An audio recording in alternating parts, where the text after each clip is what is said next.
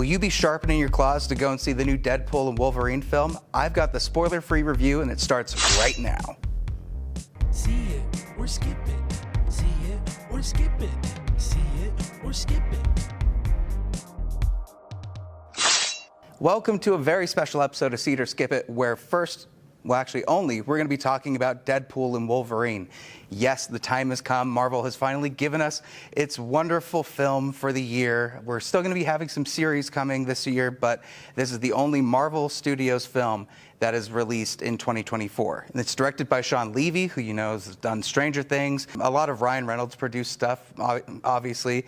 He's been instrumental with his career, and of course Ryan Reynolds wanted him to helm Deadpool 3. This is starring Ryan Reynolds and of course Hugh Jackman. Deadpool is back, the Merc with the Mouth is now having to save his friends and possibly his entire world from being destroyed by the TVA. And if you watch Loki, you know who the TVA is. They're the Time Variance Authority, here to kind of make everything work well with the sacred timeline. That sacred timeline being the MCU, everything we've had from Iron Man up until Endgame and beyond. But for him to be able to save his universe, he's going to need the help of a certain Wolverine. Maybe not the Wolverine that we've seen, but one that matters just the same.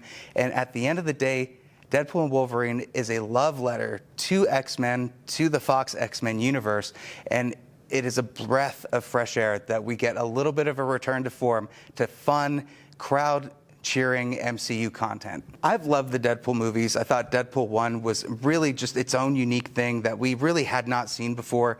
It's crazy the history behind how that film even got made, how long it took. If you're a fan of any of these Fox-verse films, you know that when it came from X-Men Origins Wolverine up until now, Deadpool has had very different iterations of his character. And I think now we're getting the most ideal, true to form, true to the comics Deadpool that we've ever gotten. And that's what I love about this movie. They do such a good job, and you could tell they have so much love and care for the source material, for the original writing, and for the characters that we've come to love. Not only just the characters, but the actors that have inhabited these characters for so long. And that's why we have to talk about Hugh Jackman, because to be doing this for 2 decades, still showing up in another film and blowing me away is such a testament to how much I love him as this character. I just cannot see anybody else playing Wolverine other than Hugh Jackman.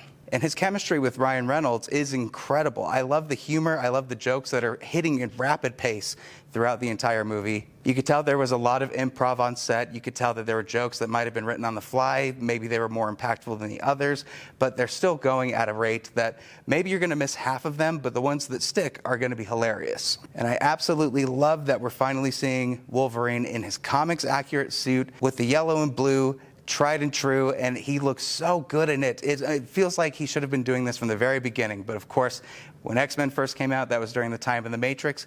It's been that long, and black leather was a really big thing back then. If you're worried that moving into the Marvel Cinematic Universe is going to dilute or tamper with the Deadpool formula, you're absolutely wrong. This is bloody, and the fighting is gory, it's gratuitous, it's hilarious, it's fun, and stylistic in ways that maybe we haven't seen before in the Foxverse, based on what they're able to do with certain movements with Wolverine, what we're able to do with his claws in this.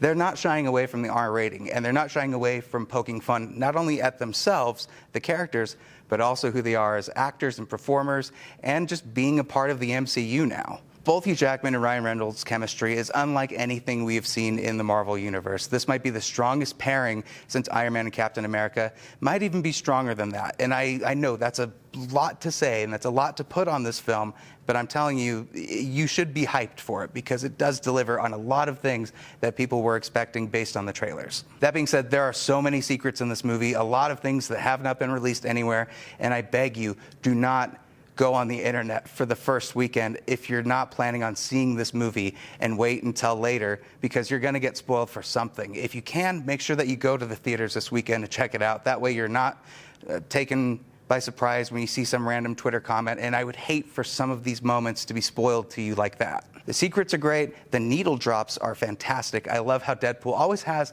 some incredible needle drop, whether it be Deadpool 2 with Celine Dion's working 9 to 5 with Dolly Parton, or with X Gon' Give It To You with the first Deadpool. They have a really good way of intersplicing this music with moments, and with this, even from the opening credits, I knew we were in for the same Deadpool, but with more fun, with more jokes, humor, and great chemistry with our leads. At the end of the day, this is a swan song for the X-Men universe, and you can tell how much the people behind the scenes cared about that universe and how much they want to make sure the legacy is preserved and celebrated. And everybody that came before that might not necessarily be showing up in future Marvel films are given their credibility, are given their just due, and I think it works really well for a meta commentary on Marvel as a whole. There's no other film that can do this other than Deadpool, and they do a really good job of that with the meta commentary interspliced throughout the whole thing. That being said, I do think some of the editing is a little tough, especially when it comes to the jokes. There could be 4 or 5 jokes, and maybe you've retained 2 of them because they've moved so quickly onto the next scene. And I'm not necessarily against that. I love TV shows that you can go back to, especially comedy sitcoms, and see jokes that maybe didn't land for you the first time and only enhances that. Hopefully that's the same thing with Deadpool and Wolverine, but at the beginning, some of the jokes might not have had the impact that I hope they would because they're so quickly moving on to the next joke. Also, as far as the non-meta superhero storyline that's in this film, I don't think it's any more convoluted than what we've seen from previous Marvel films in this new phase, especially in the multiverse. There's a lot of commentary on how the progress of Marvel may have waned a little bit. Maybe it's not as high of quality as it used to be. And some of these storylines just feel convoluted, that they have to explain a lot of things and give you a lot of exposition just for you to understand the premise of what they're doing. And that means there's homework for a lot of people that maybe are jumping into this for the first time and just would love to see Ryan Reynolds and Hugh Jackman together. So there's homework involved with knowing some of the jokes and knowing some of the references. But if you're a Marvel fan, obviously that's not a problem. And also, Cassandra Nova's character, I think she's very menacing, but her character kind of makes decisions that I feel goes against how they set her up. Doesn't feel like it's necessarily her character choice and more of the screenplay needing to get to another point. But I love how she utilizes her powers, how they look, and really, without a couple moments in the film maybe spoiling it for me, she was a really great villain. I kind of wish we had more with Deadpool's original family from the first 2 films. We get some moments at the beginning of the movie, but he's on his own adventure, and it's definitely just a buddy road trip story, like planes, trains, and automobiles, but with superheroes and with Wolverine. Maybe there was a way to intersplice them more, but there's so much that they have to do with this film that I'm going to give them a pass on that, because obviously I couldn't have written this any better. So overall, does this save the Marvel Cinematic Universe going forward? Not necessarily. Is this an exciting, new, and fun chapter in it? Absolutely. Go in knowing as little as possible. Go in with friends, see it in a theater, see it on the big screen, and enjoy. I'm going to give this a see it. That's our spoiler-free review. Maybe we're going to put out a spoiler review later in the week, but for now, let me know what you think come Thursday when it releases opening night. If you want to check out more reviews or interviews, head over to abc4.com, click the shows tab, and see it or skip it, where you can find all of that information. Thank you again, as always, for watching, and I will see you at the next review. See it or skip it. See it or skip it. See it or skip it.